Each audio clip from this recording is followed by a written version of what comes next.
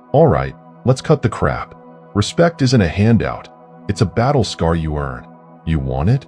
You forge it through integrity, ironclad discipline, and unwavering self-respect. If you're still clinging to any of the following habits, it's time for a brutal self-audit and a decisive purge. Because let's be real, most people out there, they'll never respect you, no matter how much you try to bend over backward. You can kill yourself trying to please them and still get treated like dirt. Why? Because respect is forged, not faked. It's about who you are and the choices you make every single damn day. I know this firsthand because I used to be there, thinking being nice, agreeable, and available would win me respect. I was wrong, dead wrong. All it did was shrink me in others' eyes. You'll never be respected until you cut the cancer out. Those toxic behaviors that erode your worth, they need to go. I used to be stuck in that loop, wondering why I was always overlooked, why people didn't take me seriously. It wasn't until I started shedding those self-sabotaging habits, ditching the excuses and need for validation, that things shifted. Respect isn't a gift, it's a demand you place on yourself. When you stop trying to please others and start respecting your own damn self, the world around you will take notice. It starts with you. You don't demand more from yourself, no one else will. Face it, remove these habits, once and for all. Only then will you command the respect you deserve. Habit 1. Excuses. They're your failure ticket. Let's get real. Excuses are a guaranteed path to disrespect. We all do it. You tell yourself it's perfectly valid, that it wasn't your fault. Traffic. Coworker didn't deliver. Life's a bitch, right? Wrong. Nobody cares about your reasons. People respect results, not your sob story. I was that guy, showing up late, blaming it on traffic, thinking if I had a reason, it was all okay. But it doesn't matter how valid the excuse is. People will see you as unreliable. Friends won't trust you to show up on time. Your boss won't give you important tasks. You lose respect fast. Excuses don't make you look responsible. They make you look weak. They show that you are not in control of your life, and nothing kills respect faster than that. Whether it's traffic or oversleeping, the outcome is the same. You failed to deliver. That's on you. I had to face that brutal truth. I was the problem. I was letting myself off the hook. The world owes you nothing. People respect accountability, not deflection. Someone asked me once, after I gave my usual traffic excuse, "Why didn't you leave earlier?" That stung. They were right. Every time I made an excuse, I was saying I am not responsible for my life. How can anyone respect that? Excuses aren't just words, they're a mentality. They lock you into a victim mindset, always blaming outside forces. When you own your mistakes, that changes everything. When I stopped making excuses and owned it, people started trusting me again. They saw the shift. No more excuses. If I messed up, I owned it. If I was late, I apologized. They respected that more. People are forgiving when you don't weasel out of accountability with excuses. They respect someone who says, "My bad, I'll do better next time," not someone pointing fingers. It's not about perfection, it's about responsibility. Stop lying to yourself before you expect anyone else to respect you. Excuses reinforce that you're not in control of your life. If you don't believe you have control, why should anyone else believe in you? Respect is built on reliability, accountability, and self-respect. If you hide behind excuses, you'll never earn the respect you deserve. Catch yourself, take a breath, own the situation, and move forward. It's a hard habit to break, but once you stop, the respect you earn from others, and more importantly from yourself, will change everything. Habit 2. Laziness. Your talent means nothing. Let's be blunt. If you're lazy, nobody will respect you. And they shouldn't. You can have all the potential in the world, but if you sit around doing nothing, it's all wasted. People respect action, not untapped potential. Laziness is wasted potential personified. I used to think I could coast by on my talent, doing the bare minimum because I was smart enough, but nobody respected me for it. Sure, people might have said he's capable, but they didn't take me seriously. Laziness isn't a lack of ability, it's a lack of effort. And effort earns respect. I remember this one group project where everyone worked hard except me. I figured I'd show up, do the minimum, and let the others carry the weight. When we presented, it was obvious. Their effort was there. Mine wasn't. I lost their respect. I had let them, and myself down. It wasn't even about the project. It was about the fact I wasn't pulling my weight. Laziness is glaringly obvious. People notice when you're slacking off, when you're cutting corners, or avoiding hard work. The worst part? It's contagious. It drags others down. They lower their expectations of you, and that's the death of respect. When people don't expect you to contribute, they stop seeing you as valuable. Laziness is self-sabotage. It's a mindset where you convince yourself you can get by without effort. Every time you choose laziness, you choose to stay small. You tell yourself comfort is more important than growth. People respect growth, not comfort. I used to think taking the easy road meant I was smart, saving energy and still getting by. But I learned success isn't just about talent or intelligence. It's about persistence, hard work, and dedication. The respected are those who push through discomfort, take on the hard tasks, and show up even when they don't want to. Laziness is the opposite of all that. It says you're not willing to push yourself, and if you're not, why should anyone respect you? You can't hide laziness. It shows in how you carry yourself, how you talk about your work, and how you approach challenges.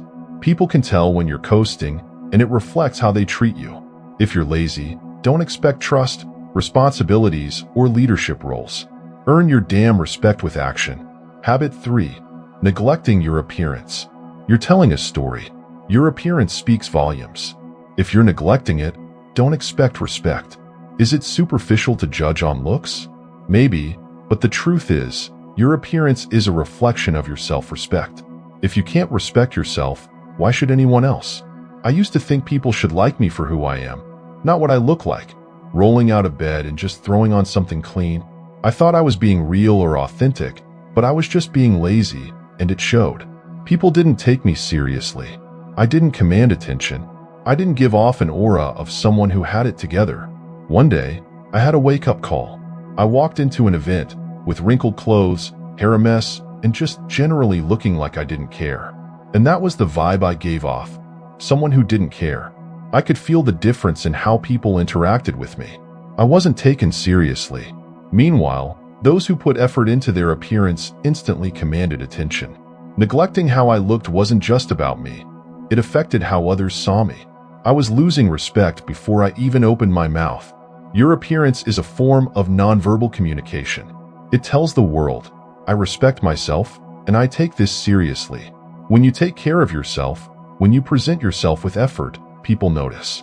It's not about expensive clothes or looking like a model.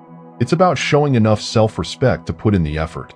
Effort signals that you take yourself and them seriously. Think about it. When someone shows up disheveled, what do you think? Probably that this person doesn't care. And if you don't care enough to take care of yourself, people subconsciously assume you won't care about your work, your relationships, or your responsibilities. When someone walks in well-groomed and confident, it sets a tone of respect. People are more inclined to listen, trust, and respect you. Personal appearance isn't about vanity. It's about self-respect. It's about showing the world that you value yourself enough to put in the effort, and when you respect yourself, others will follow suit. It's a hard truth, but after that embarrassing event, I started dressing with intention, paying attention to grooming, and the change in how people treated me was almost instant. I was noticed, taken more seriously, and, most importantly, I was respecting myself more. First impressions matter, and they are heavily influenced by your appearance. If you want respect, look like someone who deserves it. Neglecting your appearance sends the message that you don't care, and if you don't, neither will anyone else. Taking care of your personal appearance is self-discipline. It's about showing up in the world as the best version of yourself. If you constantly neglect your appearance, you're telling people you don't value who you are, and they'll believe you. Stop thinking appearance doesn't matter. It does, and it always will. Respect starts with how you carry yourself inside and out. Take the extra time in the morning, put in the effort, and watch how people start to treat you. Respect yourself first, and the world will follow. Habit 4. Ignoring boundaries. You're crushing trust. One thing that will make people lose respect fast is ignoring their boundaries. Boundaries are not optional. They are essential. When you dismiss them, you're saying that their feelings, space, and comfort don't matter to you. and that will kill respect faster than anything. I used to think being overly involved was a sign of caring. I thought unsolicited advice, pushing my opinion, constantly checking in was just being a good friend or colleague. It was suffocating. Because I didn't respect boundaries, they didn't respect me in return. It's a hard pill to swallow, but respecting boundaries is a form of respect itself. I had a close friend, and I couldn't figure out why she was pulling away. I'd call every day, text about everything, invite myself into her problems. I thought I was helping, but I was crossing boundaries. One day she confronted me. "I need space. You don't understand that." It hit me like a brick. I'd ignored her need for boundaries and lost her trust and respect. Boundaries aren't barriers, they're healthy limits. They are how people protect their mental, emotional, and physical space. When you ignore them, you're saying, "I don't care about your comfort, I care more about my needs." Who will respect someone like that? It's a fundamental misunderstanding of respect. Respect isn't just about being polite, it's about honoring someone's autonomy. It's about realizing people are allowed to have space, to say no, and to set limits without you taking it personally. When you respect boundaries, you acknowledge they are their own person with their own needs and limits, and respect follows. I learned to step back and let people come to me when they were ready, to give them space without needing to insert myself. When I started respecting others' boundaries, they started respecting me more. Relationships became stronger, more genuine, and I wasn't seen as the one who couldn't take a hint. Ignoring boundaries isn't just in personal life. It shows up at work too. Maybe you have a coworker who prefers working independently, but you push them for constant updates, or you flood a boss with unnecessary information, overstepping their time. You're not just annoying them. You're losing their respect. You're not respecting their time, space, or preferences. Boundaries aren't about keeping people out. They are about keeping relationships healthy. And healthy relationships are built on mutual respect. If you can't respect someone's boundaries, you can't expect them to respect you either. It's a two-way street. By honoring their limits, you show you value their comfort and autonomy, and that's what builds lasting respect. Every time you ignore a boundary, you chip away at trust, and without trust, there can be no respect. People will avoid you, distance themselves, and silently push you out of their lives. Boundaries protect people. When you trample over them, you show you don't care about their well-being. If you want respect, pay attention to boundaries. Recognize when someone is setting one. Don't take it personally. See it as a chance to show respect as an individual. People will respect you more. They'll trust you, feel safe around you, and value you more because you're someone who understands the importance of personal space and emotional well-being. Habit 5. Taking credit for others' work. You're a fraud. Taking credit for someone else's work is a fast track to disrespect, not just from the person whose effort you stole, but everyone watching. It's dishonest and self-serving. People will distrust you, and once that trust is broken, it's hard to rebuild. This isn't just unethical, it's a sure way to sabotage your reputation. I've seen this firsthand, and I'm not proud of it. Early in my career, I wanted to stand out. In a team project, I contributed, but a colleague went above and beyond. I framed my words so it seemed like I did more than I did. I didn't lie, but I made sure the spotlight was on me, not the person who deserved it. It felt great. The praise was rolling in. But people always find out the truth. My colleague realized what happened, and soon others did too. The admiration quickly turned to skepticism and disappointment. Respect isn't earned through shortcuts. It's earned through integrity, collaboration, and honesty. Stealing credit isn't just about hurting others, it's about hurting yourself. When you take credit for someone else's work, you're saying, "I don't trust my own abilities enough." It's insecurity and fear, not strength. If you take shortcuts to success, you'll never truly earn the respect of those around you. Respect is rooted in authenticity, and credit stealing destroys that. Think of the long-term damage. Once people see you as someone who doesn't give credit where it's due, you are seen as someone only out for themselves. Colleagues will hesitate to collaborate, friends won't trust you, and people in general will keep you at arm's length. I've seen talented people lose out on promotions, friendships, and opportunities because they took credit for others' work. Once that label sticks, it's hard to shake off. Taking credit is stealing their sense of accomplishment. You're robbing them of the satisfaction of being recognized for their contribution. It's demoralizing. We all want to feel valued for our hard work. When someone takes that away from us, it creates resentment and distrust. In the long run, you're burning bridges you may never rebuild. Taking credit is a betrayal. It's telling someone, I see your effort, but I care more about my own success than acknowledging yours. It's a breach of trust. People aren't naive. They can tell when someone's trying to hog the spotlight, and they'll remember it. Over time, this erodes any respect you've built. I'm not saying you should downplay your contributions. If you've worked hard and deserve recognition, own it, but give credit where it's due. Celebrate the efforts of those who helped you. Sharing credit doesn't diminish your success, it amplifies it. It shows that you're confident enough to recognize the contributions of others. People respect leaders who lift others up. Success achieved at the expense of others isn't real success. It's hollow. You might think you're winning, but in the long run you're losing. True respect comes from lifting others up, from being someone people trust and admire. Not because you're perfect, but because you're fair, honest, and willing to share the spotlight. If you've been guilty of this, own up to it. Apologize. Give them the recognition they deserve. Moving forward, give credit where it's due. This will build trust and show you are someone with integrity. Integrity is the foundation of respect. Taking credit for others' work is a sign of insecurity. It shows that you're more concerned with the appearance of success than the substance of it. When you give credit, you build a reputation as someone who is secure, fair, and deserving of respect. That's the kind of person people will want to follow, trust, and admire.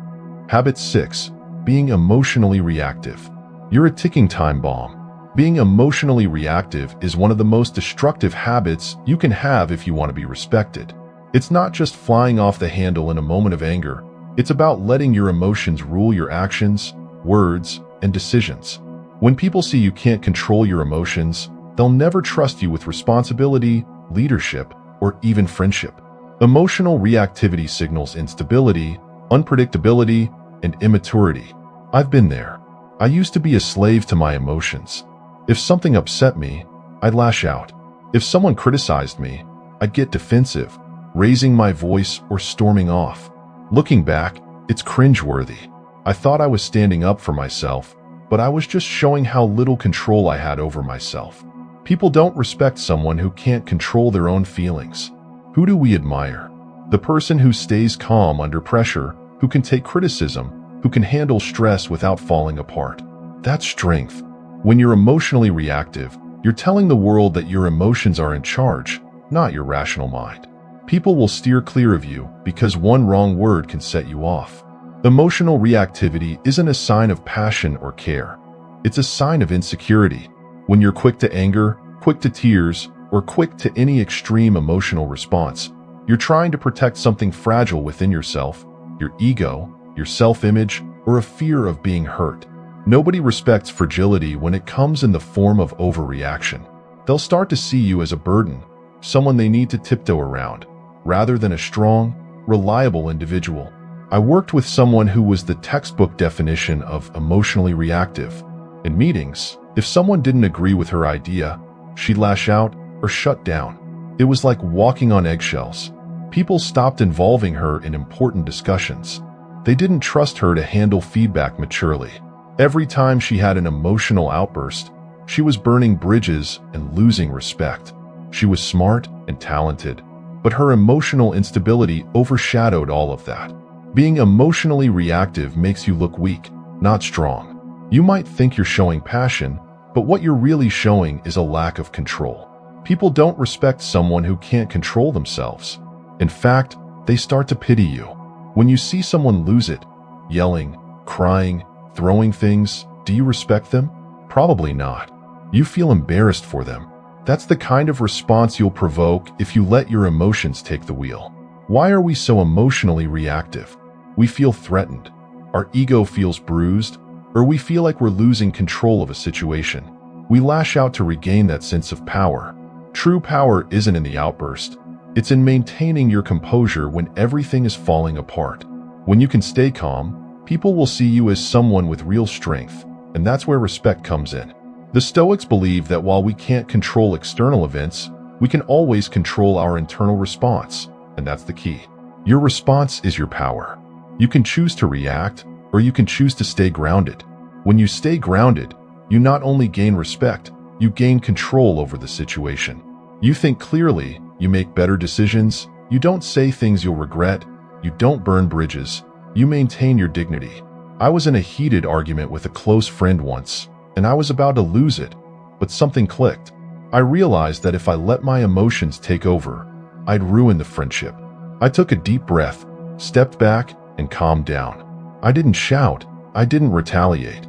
Instead, I listened, and we resolved the issue. If I had reacted emotionally, I would have lost someone important in my life. Respect isn't something you can demand. It's something you earn by living with integrity and self-discipline. These toxic habits slowly erode respect until you wake up wondering why people don't take you seriously. It doesn't matter how talented you are. If you're constantly making excuses, being lazy, or losing control of your emotions, you undermine yourself. Think about the people you admire. They aren't perfect, but they're consistent, responsible, and composed. They don't blame others or crumble under pressure. If you want respect, start by respecting yourself enough to eliminate the habits that are holding you back. Stop blaming others and start demanding more from yourself. Control your own actions and reactions. That's where respect begins.